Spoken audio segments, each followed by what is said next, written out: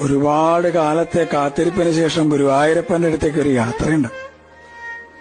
പരിഭവങ്ങളും സങ്കടങ്ങളും പരാതികളൊക്കെ ആയിട്ട് നടന്ന് ആ ശ്രീലകത്തിന്റെ മുമ്പിൽ അങ്ങോട്ട് എത്തുമ്പോ ഭഗവാനെങ്ങനെ കാണാം.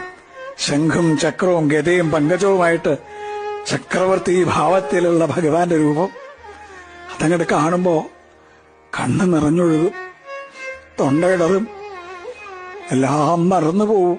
പരിഭവങ്ങളും സങ്കടങ്ങളൊക്കെ. ഗുരുവായൂരപ്പാന്നൊരു വിളിയുണ്ട്. ആ സമയത്ത് ശ്രീലകത്തുനിന്നൊരു നോട്ടമുണ്ട്.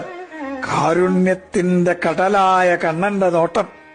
ഞാൻ ഇല്ലേ കൂടെ എന്ന് പറഞ്ഞിട്ട് ആ കണ്ണനെ ഹൃദയത്തിലേക്ക് നിറയ്ക്കുമ്പോഴേക്കും ദ്വാരപാലകർ നമ്മളെ നിൽക്കിണ്ടാവും. പക്ഷെ ആ കാരുണ്യം നിറഞ്ഞൊരു നോട്ടല്ലേ, അത് മതി നമ്മളെ പരമാനന്ദത്തിൽ ആറാടിക്കാൻ.